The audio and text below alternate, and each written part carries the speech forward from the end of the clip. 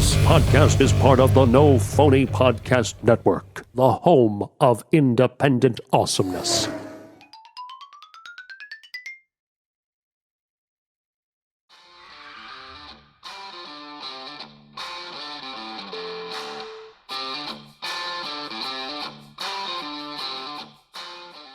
Welcome back to another episode of On the Road with Jim and Casey. Joining us today, Kevin Papa Duck Brett. And joining me, as always, James Morganti. Let's ride. And joining us today, special guest, drummer of Lukas Nelson and Promise of the Real, Anthony LoGerfo. How you doing, brother? Good. How you doing, brother? Good, man. I want to get into, you guys do a Good News Garden. I don't know if you guys still do that or not. Yeah, so Good News Garden. Lukas came up with that when we were touring last year and the year before. We have a record called Turn Off the News, Build a Garden. And it's just about having a positive news source, about people sharing stories. That's something that might be good that happens to them in their life. And we were putting that out on our website and all the social media outlets. And we had great stories, and we'd get on there and read them for our fans and take all the stories that the fans had. And we still actually get them, and we do read them. We just haven't been putting them out right now. We've kind of just been switching and doing some other things, a lot of writing and hopefully recording soon. You know, with COVID, it makes you adapt and adjust. So that's what we're doing. Yeah. Are you enjoying your time off, or are you ready to get back out on the road? Well, I'm finding the silver lining in my time off, and I'm growing. Yes, I'm growing and I'm changing, I think, for the better, and working on myself. Finally have some time to do that and work on my craft, drums. Been learning the bass a little more, singing, writing music, and all of that. But I miss my friends. I miss my band. You know, those guys are my brothers, and I haven't seen them now for about 4 months. And I miss that friendship and the connection we share when we're out on the road. And I also miss the energy that we get from the live audience. I mean, the live audience is just our crowd. Right. They're amazing fans. We have such great fans that love the band, and we love them. So I definitely miss the energy from the crowds. Don't you miss like the connection of the band, of like live playing, having to react? You know what I mean? That's what I miss so much, is human connection. Well, sure. We thrive on that as humans. It's part of our makeup, you know. So I miss it, but like I said, I'm a person that tries to look at the good in everything. Same. And try to just, you know, make the best out of it and be thankful that my family and that I'm healthy, and sending that out for everyone in the world to be healthy and safe. And I think it's a great time for us to slow down as a world, and also for things to be magnified now that have been happening for a long time, and maybe folks weren't noticing. So now there's a lot of change and shifting happening within the world, and I'm thankful for that. I do miss giving my friends hugs and that energy. There's a couple people in my life I can still hug because we've, you know, kind of quarantined together and we know the whole deal. But and I hope that most people at least have one person to give them a hug, because that's super important. So, okay, have you, I mean, for me, I have my guitar here, but I haven't plugged in my electric, my pedal board, nothing. Okay. Since the shutdown happened, because I didn't have to do anything. Have you been practicing? Have you been doing like practice? Like, I mean, obviously we can practice. Yeah, I you have. have been. Oh yeah, I've been learning to play the bass, and I've been singing. I've been writing a bunch of music. I just made a new quarantined record in my room here on a 4-track tape player. A friend of mine had one, and we worked on it together. And I wrote about 5 new songs and did them on 4-track tape, which is a challenge, you know, because I hadn't done that since I was maybe 12 or 13 when I had a 4-track.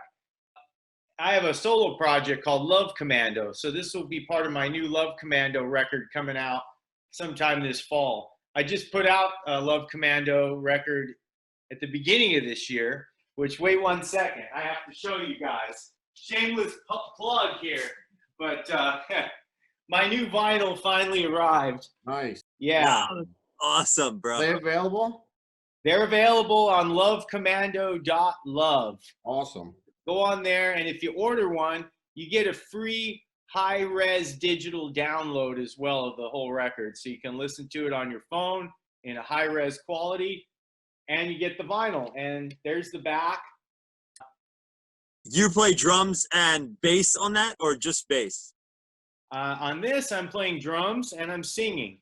And Okay. it's also, and I have these cool psychedelic colors. Every color is a mystery color. Awesome. But I have a lot of guest musicians and friends on this record, and I would like to take this moment to actually mention them. I have Hunter Elizabeth singing on it. Jesse Siebenberg helped produce and write a lot of the music with me, and we recorded up at his studio up in Ojai, California. And the record's called Love Commando Highway 33. That's the road to Ojai. So Jesse was a huge part of this, big inspiration. He pushed me to do it, actually, and I'm thankful for that. Micah Nelson was also a really big inspiration. He also pushed me, and we recorded some stuff down at the Hen House studio down in Venice Beach. And Micah helped write some of the songs and produce them. And that studio belongs to Harlan Steinberger, and he plays percussion. Sonny War is singing on it, and let's see, Rick Garcia is singing on it, and Harmony West is singing on it. And basically, I'm playing drums and singing, and then Jesse and Micah are playing all the other instruments and also singing. So that's kind of breaks it down for folks. You don't get to say these things anymore because most people just download the music and they don't see the liner notes. Right. When I was growing up, I was all about buying records and reading liner notes and getting into the artwork and the whole package, because that's what it is. So I'm very, very excited that I'm putting this out, and I've already got another one in the works. That's awesome, man. Yeah, I'm gonna be ordering that as soon as we're finished here. Right on, man. So thank you so when much. when you practice bass, right? What's your go-to practice routine for bass? I'm actually kind of forgiving myself for bass because, you know, I didn't even get halfway decent with drums until I was 10 years into it. I've been playing drums now for 31 years. I started when I was 5 years old. Wow. So it took me a long time. So now that I'm playing bass, I realized, well, this is going to take me a long time as well, and just have fun with it and go slow. And I'm not trying to like push anything. I'm just let it happen. So my routine now is just like I did in the beginning with drums. I'm just trying to learn songs, and I like a lot of rock and roll. So I've been learning some songs off Neil Young's Mirror Ball album. It's like a lot of 2, 3, 4 chord stuff, so I can hang, you know. And then I've also been learning some Ramones punk rock songs, also just a few chords, because I can somewhat get it. And then I'm just I learned scales and things like that, and I'm going slow, but that's kind of my routine. And drums, I don't practice drums much anymore, other than, you know, just trying to expand my mind with the drums now. Like, I want to feel it more than have to think about it. I spent plenty of years practicing, you know, 12 to 15 hours a day. But I hear you. Yeah, nowadays I'm trying to learn like how to meditate on 2 and 3, you know, so like you go and then so 1, 2, Yeah. 1, 2, 1, 2, 3, 1, 2, 3, you know, and then realizing that exists for drummers and rhythm players in every style of music. You can find it. Even, you know, straight ahead rock, it's there. And breaking it down. And I learned this from a man named Efren Toro. He's a master percussionist. I just met him about a year ago, and he opened me up to this concept. He's the master, and I recommend anyone interested to look up Efren Toro. He Right. can really show and demonstrate this better than I can. I'm just a beginner here when it comes to this stuff. He's been studying for a long time. He was actually my age when he discovered this 2/3 concept and started looking at the drums and percussion in a different way, more of a, instead of linear, looking at it in a universal way. So that's awesome. what I'm going for on my drum side. So everyone could benefit from that, not even drummers, because rhythmic exercising to your practice is one of like the best things to know. Even as a guitar player, you know, you got to know subdivisions. And I was messing around the other day. I was like, ooh, triplet double stop. You know what I mean? Let's like breaking, instead of just thinking, oh, like, I'm not saying anything's wrong with what Casey, but like, it's just like boring notes all the time being played. That's like, I just want to think like, well, change the rhythm up. Like the notes are cool, but if you think about like literally doing it reverse, forward, backward, up, down, every realm dimensionally, thinking about it, that works for guitar players too. And I wish I could practice, man, because like it's weird. I just don't hear the music as much these past 2 months. I'll try to play my guitar once in a while, but I've been focusing working out, trying to stay alive, and then I'll pick up my guitar and I'm just like, I just feel a little slower. You know what I mean? Like you haven't, my interdependency, I have to keep working at, you know, because this is the longest I've been with not consistently practicing. Just, you know, however, I usually do like 2-3 hours a day. And like you said, dude, when I was probably 8 to probably 16, 17, I practiced for like 12 hours a day. Yeah, I started doing 15 hours a day when I was 18, and I did it until I was about 24. And I was in school, but I was also starting to get into the professional world, and playing in some professional scenes and also some amateur scenes. I was doing anything I could at that point. I had decided, okay, rock and roll was from like 10 to 18. I was in a bunch of bands playing the Roxy and the Whiskey and all those LA scenes, you know, and we had mastered selling out a lot of these places. And then I got into college and I got my ass kicked. I realized I didn't know shit, you know. I didn't know jazz. I didn't know how to read. I didn't know ethnic music. I needed to learn about orchestral music. So that's when I got really serious and started dedicating 15 hours a day, plus doing my schoolwork and everything else and juggling a bunch of things. And I'm happy I did it because it really changed me and I feel like helped me to become a musician, not just a drummer. So yeah, practice makes perfect. And then it's nice to get away from it sometimes too. Like in your setting right now, you're just not feeling it. Well, that's okay.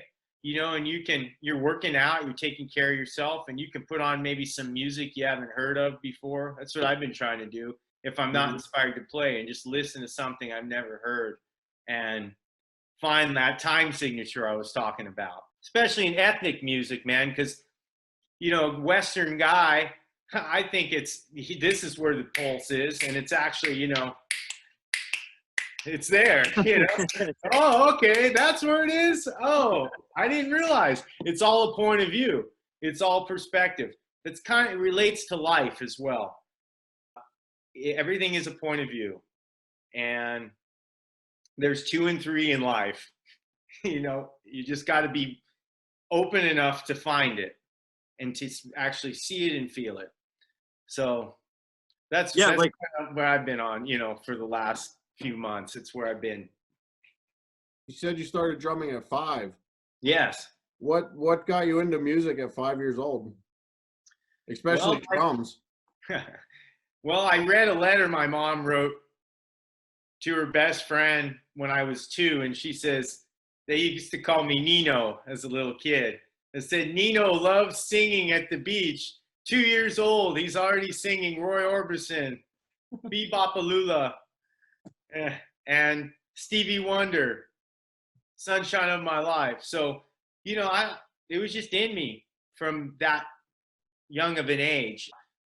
And then at 5, I just started feeling the rhythm, and I liked how drums looked. They were so big when I was a little kid. They were this big beast, and it looked fun to play. And my uncle was a drummer. He was a jazz drummer in New York, but he never pushed drums on me. Like, I didn't know that until I wanted to start playing. And then he started telling me some things and educating me a little bit, along with my dad and mom. They were all very encouraging once I said I wanted to do it. And then by 10, they bought me my first drum set. So at 5, I got a snare drum, and I play on that and pots and pans. And then by 10, I got my drum kit. Awesome. Yeah. Atama Rockstar.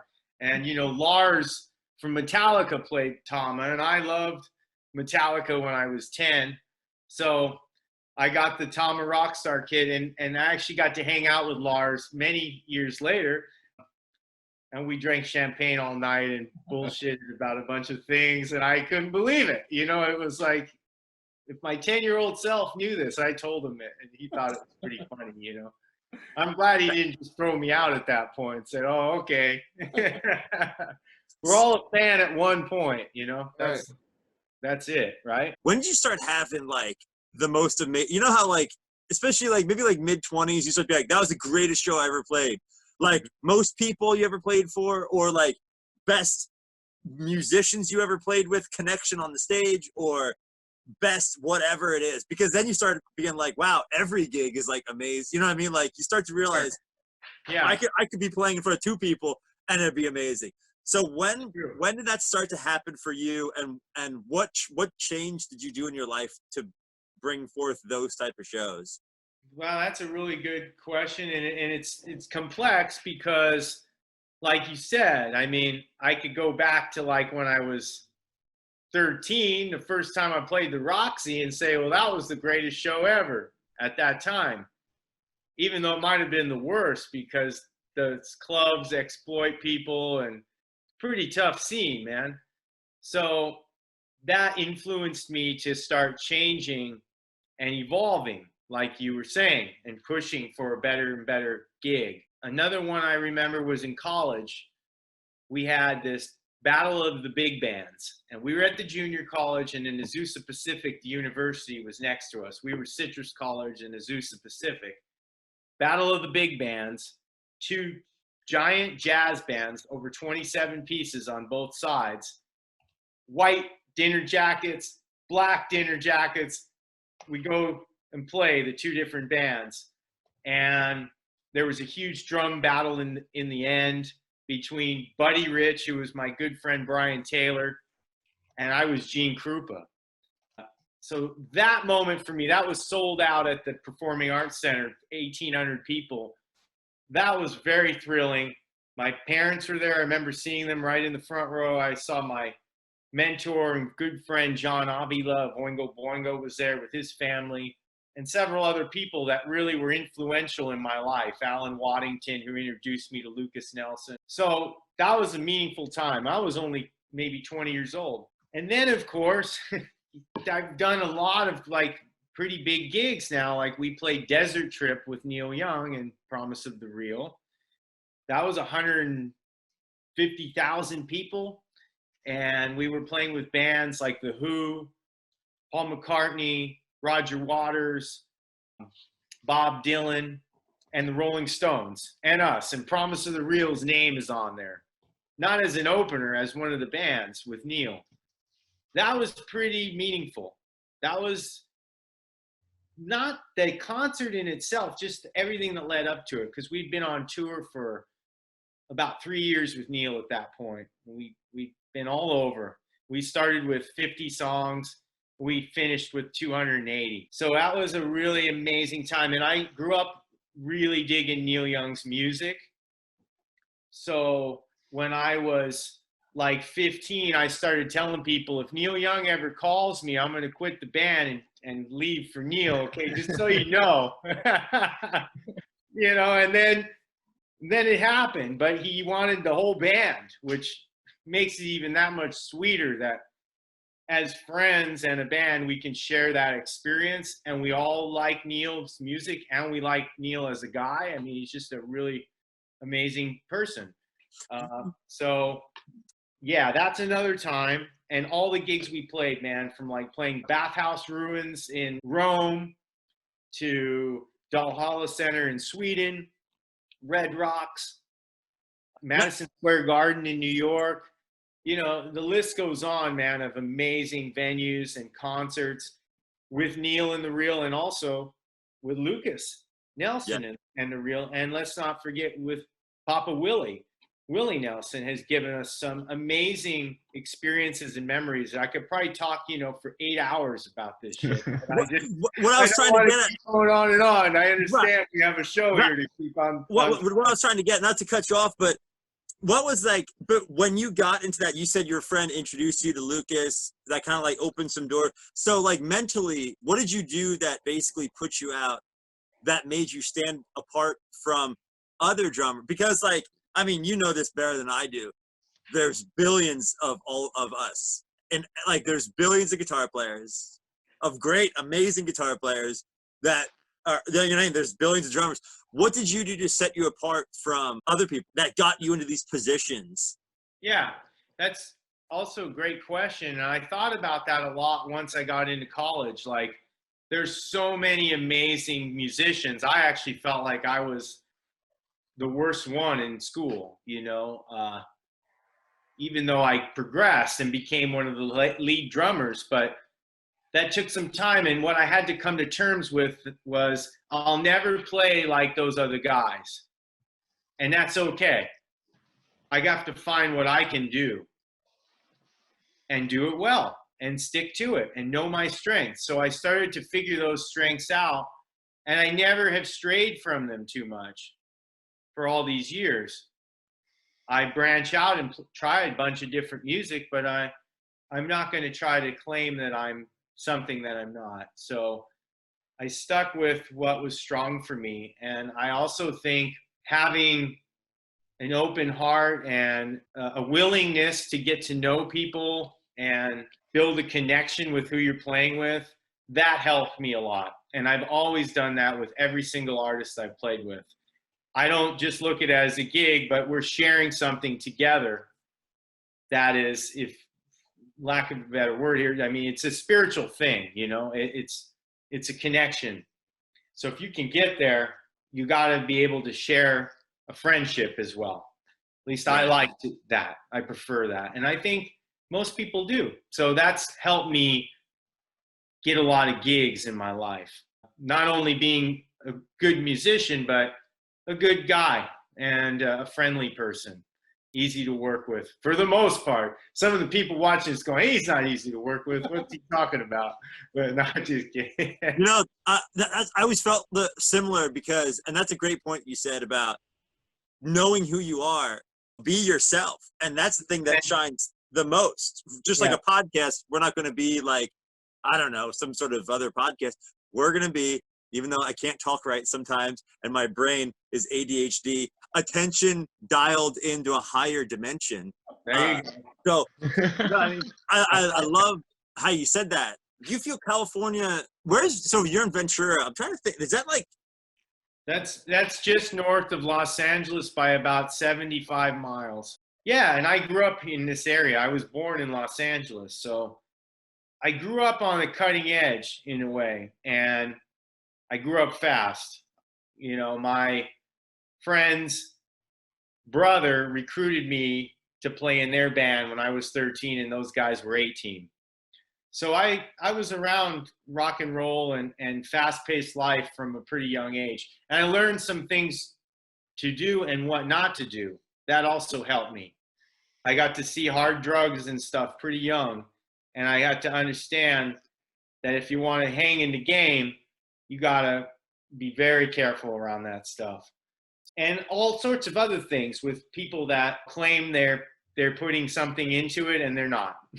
Right. There's a lot of that in this world. So aligning yourself with like-minded people too. I think that's another lesson I learned young. And the guys in Promise of the Real, we all have a very similar work ethic. And we're all not afraid to work hard and hit it, and play and bring it, So that's why I love those guys. And I got so lucky to meet them all and for us to become friends and form this band, because it only happens, if you're lucky, once in a lifetime. And that kind of goes back to what you were saying of how do you separate yourself? It's just so much that goes into it. And I think not trying to do it. It will just happen if you keep persisting. Don't give up. I never gave up. I just worked hours. I dedicated my whole life to it. I'm all about the working musician that plays everything.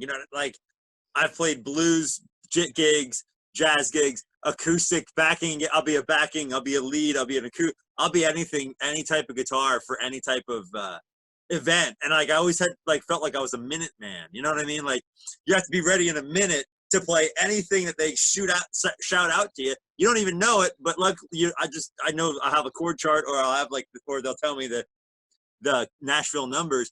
But like, I mean, you obviously grew up in LA, a lot of traffic, a lot of back and forth there. We're in a small town, and I remember a lot of people telling me as a kid, and I think a lot of musicians out there that listen to our show feel this. Would you just say go to any big city, no matter where you are, go to any big city and try to do whatever you can there? Because it's kind of hard to be in a small town and do anything. Like, let's say you can't afford college, right? But you love playing guitar. Sure. And you get all the Berklee's books, and you do all the reading, and you can basically, you got the ear training down from local teachers, and then you learn everything that way.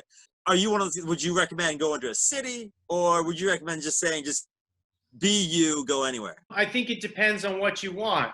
So and what instrument you play, Well, For all a these drummer- questions are they're for him. He's Yeah. asking for himself. Yeah, I mean, for me, yeah, well, for a drummer, I think it's good to be versatile and play with people, because you can sit in your room all day and play, but you got to get out there and play with people.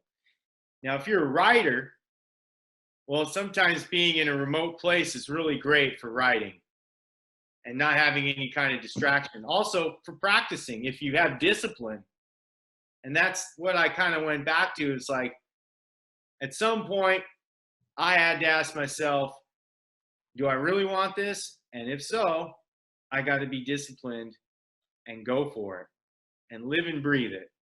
So I think wherever you're at, whatever kind of money you have or not, or education, if you live and breathe it, you're going to get somewhere. And if someone says, no, I lived and breathed, I never got anywhere, I'd really like them to look at themselves and say, how much did you live and breathe it? It's easy to say it, but did you really do it? Were you willing to live in a van?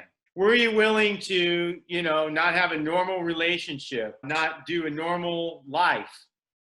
If you're cool with all that and still willing to fail and be poor, I say go Dude, for that it. was the Kev, I know you're about to ask a question here, but dude, living in my own car when I was in Florida playing for this like psychedelic, it was like a psych reggae groove band. We slept in a Winnebago, and then for 2 weeks, and then in my car for probably 5 days.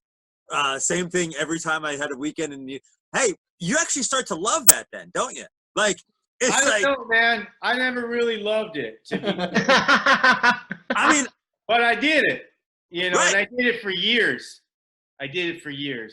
So that's the deal when about where to go. You got to go where you want to go. It's all up to the person. My cards were dealt.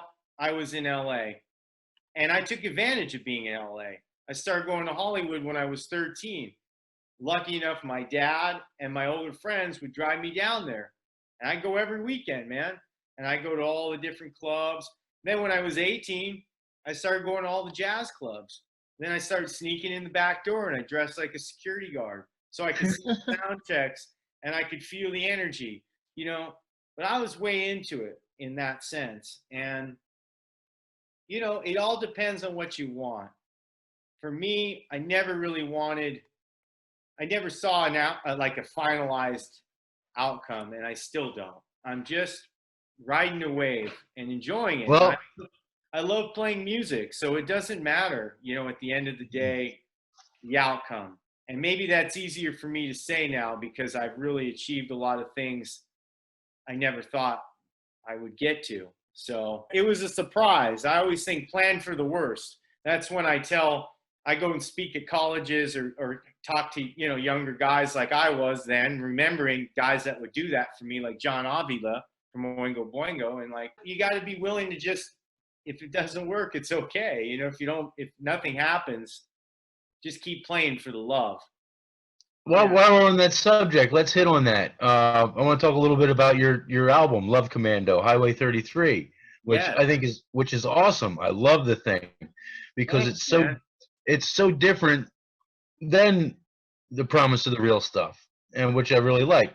And it's got this real punky, screaming trees vibe for me, and I don't know what inspired that for you.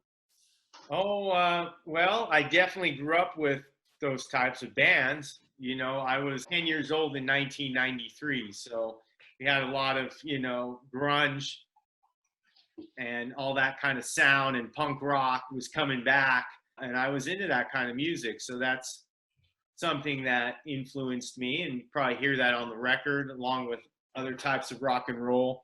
And this record, I wrote it just stream of consciousness. I just would write the lyrics pretty quickly, come up with the melodies, and then Jesse Siebenberg or Micah Nelson would have me come up to the studio either in Ojai or down in Venice Beach, and we'd cut stuff. And they helped me get my ideas out, especially with instruments I couldn't play.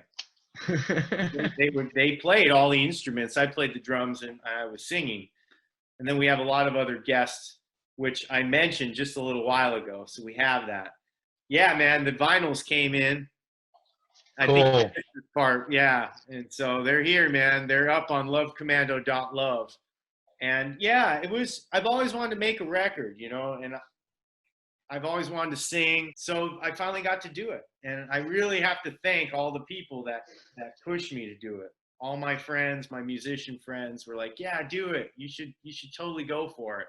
That's probably the biggest thing I've been afraid to do is expose myself that way, where it's just, that's me, Well, last summer, that first time I saw you with a mic at the drum kit, and I was like, wow, Anthony's singing, how cool.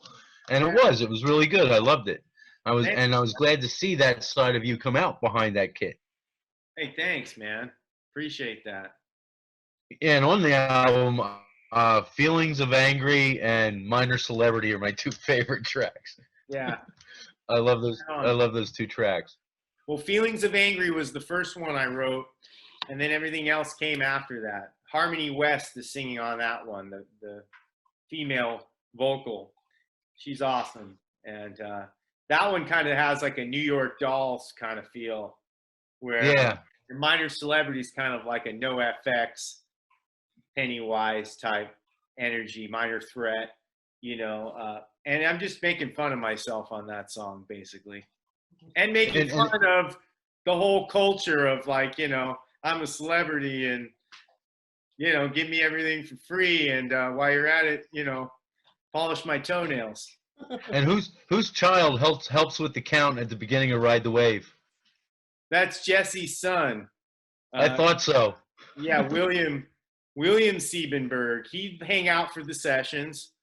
And he'd hang out in the garage and, I'd be like, count this one off. And, he counted it off. And that's why I left all the talking in between. So you can feel like you're in the studio with me. And then the Dodger, the dog that I mentioned, is an actual dog that is Jesse's dog. And he hangs out in the studio when we're jamming together. And he sits right there next to us. And so we had the energy of the dogs, the kids. Cool. It's a family record. How's the street rod going? Oh man, we just redid the engine. Yeah, the old Model A. Yeah. Yep, it's going good. I'm into it, but I really want to create one. I want to get a Model T truck and turn it into an electric T.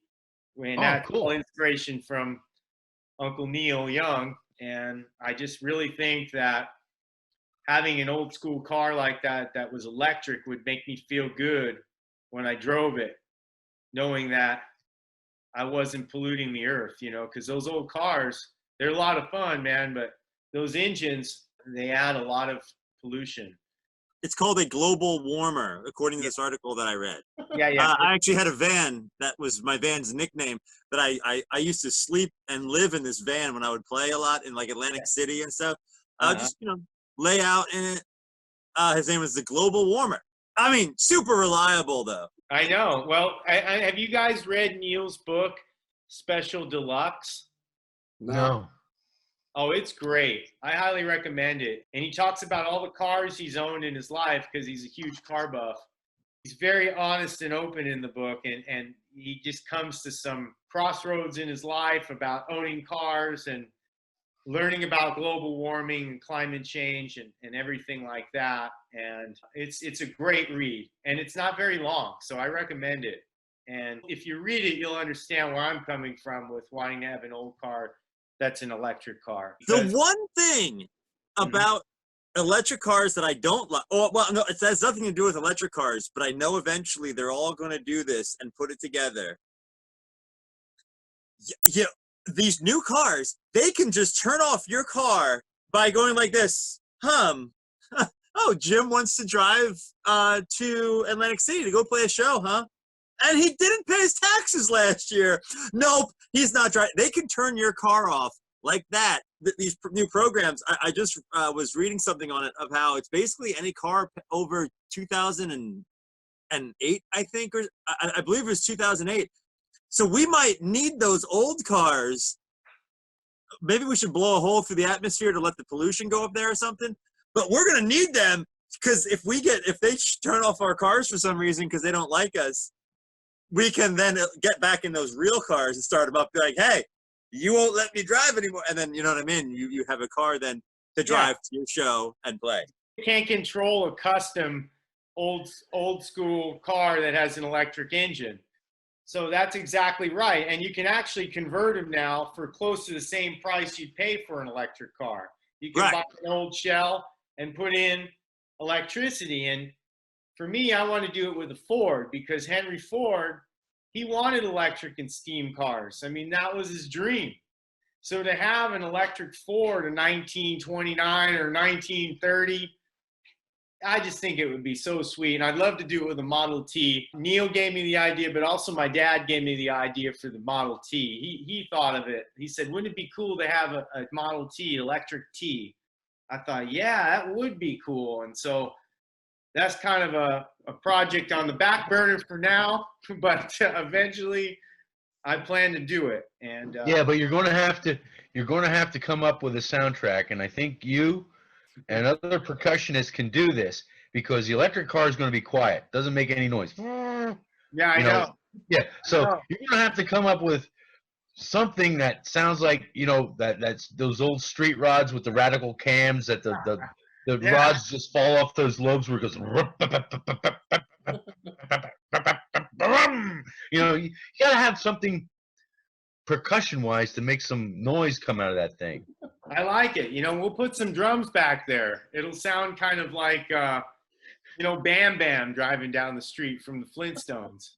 There you go. Didn't Henry Ford make the first hemp? Wasn't there a hemp Ford also? You know, I don't know, but I think you could be onto something with that. I don't doubt it. I think that's I think that's a thing. Back to your drumming and everything, Anthony. I wanted to ask you, how difficult is it to sing and drum at the same time? Is that something that you had to learn as you went along, or it just seems like it would be so difficult? It's definitely a challenge, yeah. And I am learning, and I'm lucky enough the guys in Promise of the Real are allowing me to learn on the road. And the sound man knows to keep me low in the mix in case I'm drifting because I'm trying to focus on grooving. But I mean, to play guitar and sing, or to play bass and sing, I mean, I think that would probably be even more difficult because they not only are trying to sing in tune and harmonize, I mean, they're also trying to play their notes. It's a lot going on. But as everybody knows, I mean, one of the greatest singing drummers was Levon Helm, and he's such a huge inspiration to me. And he was one reason I wanted to start learning how to sing and drum. You know, I just thought it's so cool when a drummer kicks into a song and he starts singing. And hopefully one day I'll be able to sing lead on one song. I would really love it if Promise of the Real, if each guy could sing lead on a song, because all the guys are really good singers. I mean, amazing. Logan and Corey and obviously Lukas, but those guys can really, really sing well. I'm just barely hanging on, man, but I feel fortunate to be able to be singing with those guys. I mean, you seem like a healthy guy. So you're on the road, right? Uh-huh. I want to know, for morning routine, what are you eating? I actually made a vow today, because I'm not pro eating baby parts, but do you guys know that natural flavors in Pepsi and Coke and Diet, anytime it says natural flavors, that's baby fetuses that they use in here. I mean, most people know that, but a lot of people don't. I pretty healthy. I said, I've known that for a long time. That's why I've stayed off that stuff for quite some while, man. Good. So what do you eat when you're on the road? You know,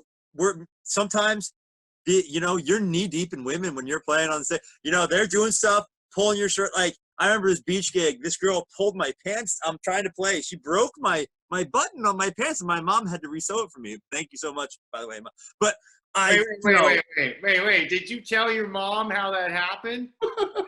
Every time. My mom's like, Jim, have you been fornicating a lot? And, you know, I'm trying not to. I was trying to be good. This is when I was younger.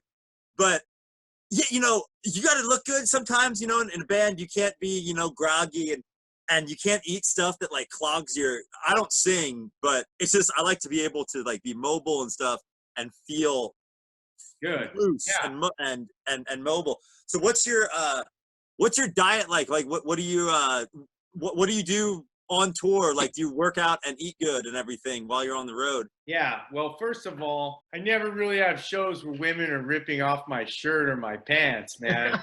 I did. I don't know, man. I just don't know if I could take it. But for working out and staying in shape, you know, I do yoga, and I do a lot of it, you know, an hour and a half a day. I've recently been getting into Pilates here at the house, but on the road I haven't done it, but I'm going to start implementing it when we go back out. I do a breathing practice, you know, for 40 minutes or so. And I try to walk too a lot. So I go out and I'll walk for 2 hours. So that's like basically, you know, 7 hours worth of stuff right there. And then it's time to go to the gig. So that's kind of like my day. And I usually don't get up till maybe, you know, 10 or so, because we stay up pretty late on the road, as you can imagine, as you know. That's basically what I do. And I try to do that 5 times a week while I'm touring. What's your diet like? Oh, my diet. Yeah. Well, I've changed my diet a lot over the years. So I've tried everything. I've been a vegan. I've been a vegetarian. I've eaten meat. I do it all. And I try to now just be balanced. And we definitely get, you know, really good food and healthy food for touring, lots of vegetables. You know, I kind of witnessed that whole transition. You've seen it. And, you know, we play Farm Aid, this concert Farm Aid every year, and it's all about the family farmer. So we're into supporting local farmers. For a while with our album, Turn Off the News, Build a Garden, we were making these surprise visits to farmers markets if they were going on the day we were playing. We just show up and go play acoustic and walk around and try to raise awareness for family farms. And then we also had some farmers markets set up at our gigs. We would invite farmers to bring their produce and sell it in the parking lot before the show. And then with Neil Young, we used to have the Homegrown Village, where people could go learn about farming, learn about factory farms, which, careful, and all that other kind of stuff. A lot about the environment and ways to protect the environment and do it locally. we're all also about trying to get people to understand what's going on within their community and how they can help just within their own little town. They don't have to necessarily try to change the world, start with the people Yeah. you know That's within your town. that's beautiful, bro. Because like farming, it takes people think that to farm that you're just some idiot. Like, oh, you're just a farmer and you're dumb and you're not all like cool. I mean, no, that's the smart. Like that's PhD. You know that farming is PhD level intelligence. Like there's doctrine levels of like how to agriculture and farming. Like it's one of the it's the greatest thing you can do. That's awesome that you guys talk about that. It truly is. I mean, it's providing food for the population, for the human race. I mean, we got to eat. So it's really a job to be respected. Obviously, just like teachers should be respected, and maybe treated a little bit better. Teachers and farmers, I like that idea. They should get some love. So yeah, that's when it comes to eating, it's all pretty clean for us. The whole band is clean. And, occasionally I like to have something like a cold beer or a nice ice cream. But, it's 80-20 deal, my friend. Man. I got you. Yeah. When people bring you pastries on the bus. Yeah, guys like Kevin, he really screws up my diet when he brings that shoe fly pie. And then I'm out. And I eat the whole thing in one day, man. Get this out of here, man. You realize that's just a sugar pie. I know. And I pay for it for about a week afterwards, man, just from like coming down off all that sugar.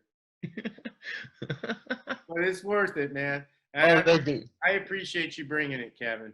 No, I'm happy too. I love you guys. You know that. I know. We've known it. Kevin and the band go way back. We love Kevin. He's taken photos of us over the years and also just been a kind of like a guide for us when we're on the East Coast. We have several people like that around the world.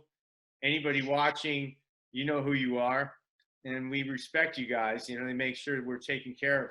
A lot of times they also make sure we get clean food. So thank you, because it can be difficult on the road. When we pull into a truck stop, I won't even go in anymore because I don't want to be tempted. You got to go straight muscle milk. Okay, there's no natural flavors in there. Casey, I'm sorry, man. You can't. Me and Casey were on the road for about 3-4 days last week. Yeah, drink too much Diet Coke, bro. All these dead babies, you're just grabbing them. It's just like, picture this as their head, and you just go, and you're just drinking their spinal fluid. No, man, I think I'd rather drink river water that is like without a filter. I gave up Pepsi. That's all I drank for a long time, and I gave that up, and now all I drink is freaking green tea.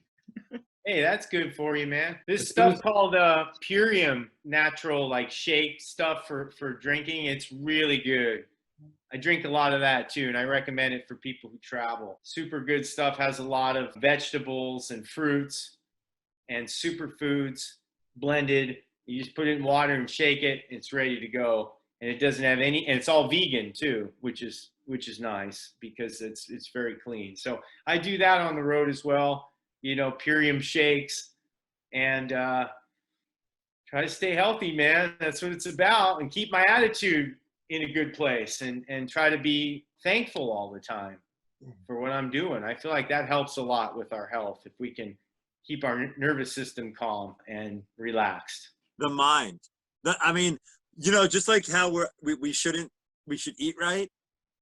I mean, this is why I did this. I try not to put bad things in front of my eyes, in my mind. I'm trying my best not to watch porn. You know what I mean? I don't. I try to veer away. I see something. I'm like, no, I could click on this big butt and like it on Instagram. Those Instagram. The cool thing now is to have a big butt. 200 years ago, the cool thing was to have a gut and show men that you could have a lot of babies. But now it's the gut's been sucked in, and now it's the butt. And now that's all hot and cool. But no, I'm trying not to put anything in front of my eyes because then it goes in your mind, right? And then it's just like garbage for your mind. So garbage in where the mind goes, the body goes. So I like that. Like it's mind, body, and soul, man. I'm right there with you. Yeah, man. Clean living, brother. Enjoy the simplicity of life. Right. Sometimes beer. Once in a while, maybe 3, sometimes 6. Hey. The other night, and they might be 10% beers sometimes. I don't know, but once in a while, it's not bad. Hey, it's all God-made beer and marijuana for a reason. That's right. Well, as soon as we're finished here, I'm going to go have a nice, clean Diet Coke. Hey, that's all right. And there's no judgment for people who drink Diet Coke. Hey, we all have our things we do, and I am not one to judge. I'll just tell you that, Yeah, So- man. Anytime we ever see you anywhere, man, you're always in good spirits, man. It's a good Yeah. thing. Yeah, thanks, bro. You too. I always like seeing you guys, and we had some fun times, all around the world, especially in Jamaica. That was a good trip. That was fun, man. Yeah, absolutely. The MVP would be Corey McCormick. Oh, That guy works out super hard, and he's always working really hard and taking care of himself. And he's a big inspiration, man. Older brother Corey, man. So got to give him some love there and say that he inspires me, to get in the gym and get on it. So I mentioned Kevin Papa Duck Brett. He has a great story about some ducks that he took care of or is taking care of. I'd love to hear it. Last year, we had a duck nest right next to our front door against our house. We have a creek across the street, so we're not far from water. But last year, a mother duck nested right up against our house and successfully had 12 ducklings. It was cool. We watched them hatch. I built a little thing for her because the sun was too hot, but she successfully had 12 ducklings, and that was cool. And we watched them grow across the street when she took them to the creek. This year, she came back and nested again in the same exact spot. And I saw she was building the nest, and then she started laying the eggs. And it worked out about the night she started incubating the eggs, a red fox, found the nest. My dog and I were out back sitting behind the house, and my son was in his room, and it was right below his window. And he heard the duck carry on. I heard the duck carry on. By the time my dog and I got around front, the duck had already taken off, and we saw the fox run out the driveway. So I waited. I went back inside. I waited for about an hour and a half, went back outside to see if the mother duck came back, and I was shocked to see out of the 11 eggs that I saw an hour ago, 6 of them were missing. There were only 5 eggs left. The fox was coming back, taking the eggs one by one. So what I did was I waited outside all night long. I hid behind a bush in my yard in the shadows, and I guarded this nest all night. The fox did come back. I waited for it to get close, and I jumped out of the bush, hissing and stomping my feet, and the thing took off like lightning. And it didn't come back anymore that night, but I waited out there until sunrise, guarding that nest. And I saw the mother fly over around just after sunrise, so I came inside and waited. She landed in the yard. She checked the nest. All she did was cover the nest. We decided to incubate them. I just put them in a cardboard box with some light bulbs, and then I had all these little vents with tape over them that I regulated the temperature with.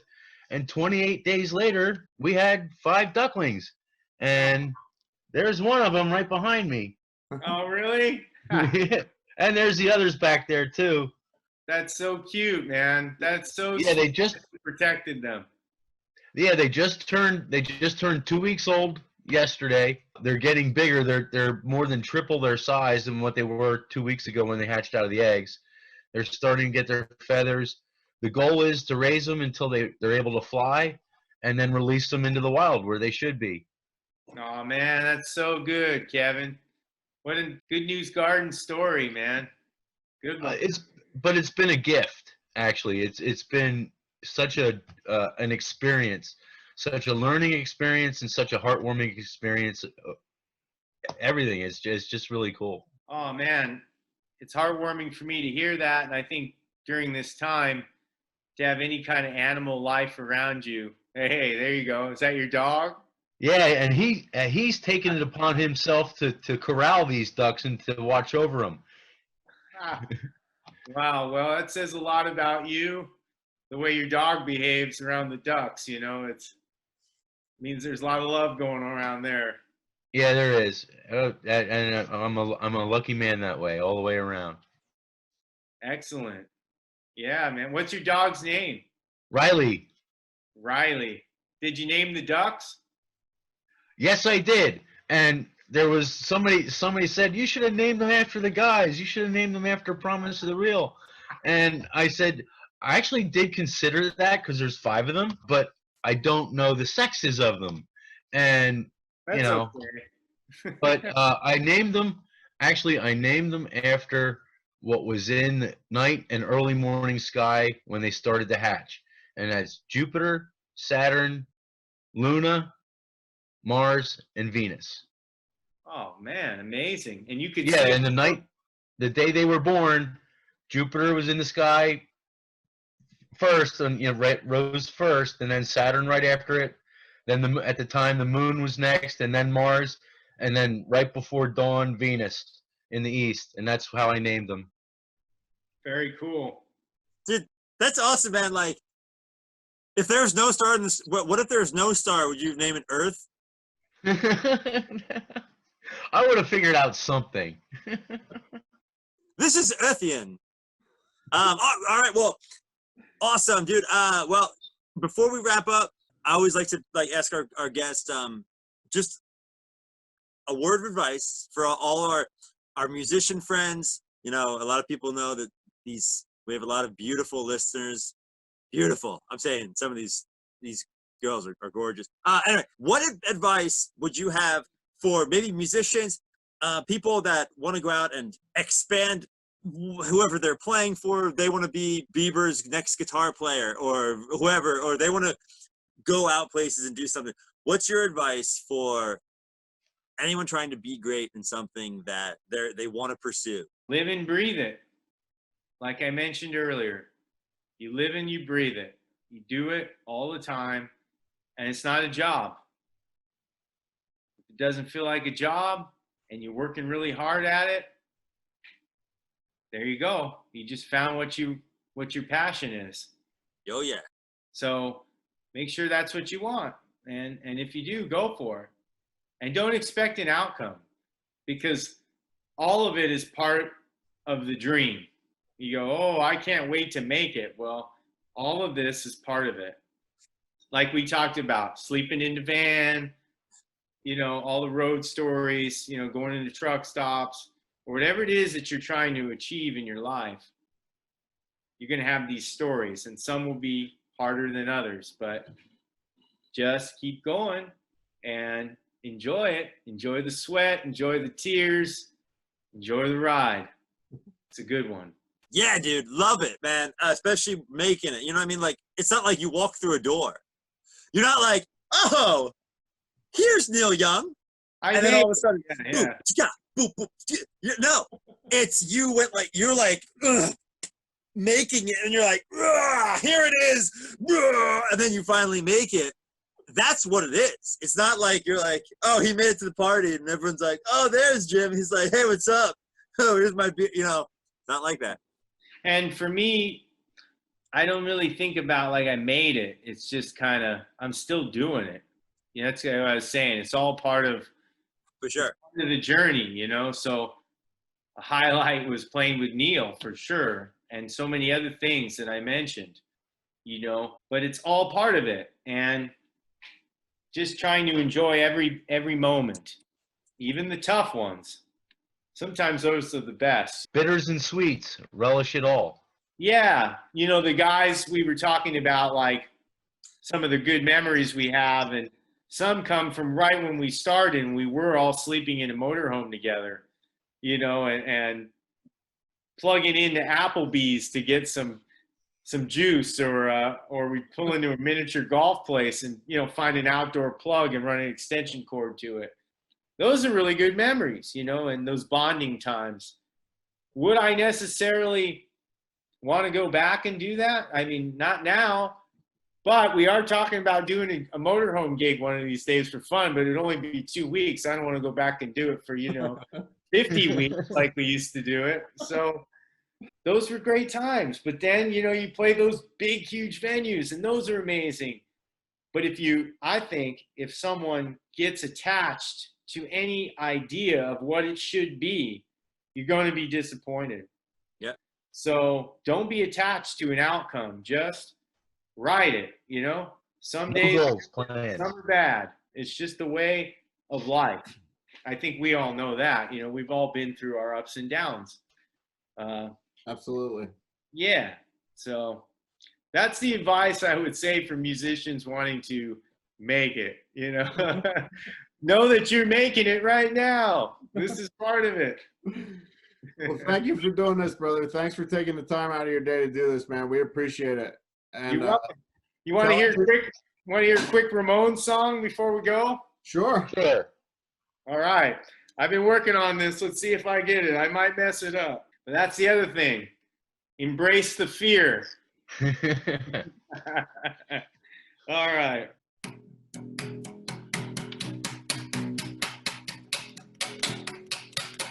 I used to be on an endless road, believing miracles 'cause I would. I've been blessed with the power to survive. After all these years, I'm still alive. I'm out here kicking with the band. I'm no longer a solitary man. Every day, my time runs out. Live like a fool, yeah, that's what I was about. Oh, I believe in miracles. I believe in a better world for me and you.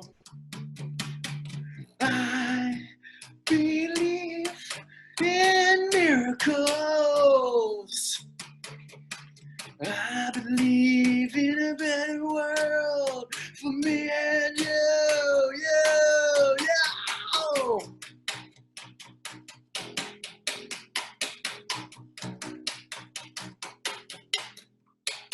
Tattoo your name on my arm. I always say my girl's a good luck charm.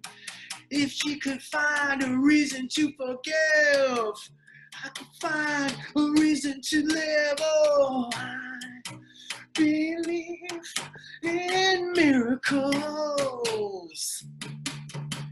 I believe in a better world for me and you. Oh, I believe in miracles. I believe in a better world for me and you. Hey. Yeah, man. Hey. All right, before you put that down, we're going to do a 2-5-1 in B major. Oh my God. And we're going to make a live song right now. Okay, yeah. No, What key are you in? All right, yeah, 2, 3, 4. Right on, you guys. Thanks. Anthony, thank you, man. That was awesome, dude. Tell everyone where they can find you: Twitter, Instagram, Facebook, your record, all that good stuff. Yeah, so you can find me on lovecommando.love, and you can order a new vinyl and buy one for your friends. And also you get a free download with that, a high-res download, digital download. And you can also go to Lukas Nelson and Promise of the Real if you want to see what the band is doing. We don't have any road dates, but we're working on new music, and we'll hopefully have a new record at some point soon. But currently we have a new record called Naked Garden. So go out there and check it out. It's everything we did at Shangri-La that we didn't release on Turn Off the News, Build a Garden. So now we got Naked Garden. Awesome record. Thank you. Also available in high res and on vinyl. And my name's Anthony LoGerfo, LoGerfo, LoGerfo, for all those folks that can't seem to figure it out. And you can check me out on lovecommando.love and all those other platforms. Okay? All right, brother. All right, love you, brother. Anthony. Love you guys. Thanks Love for you too, doing brother. this. A lot of fun. Great Good seeing show. you, man. Hey, let me know if you need a guitar player. Thanks a lot. See you later. I will. Okay. All right.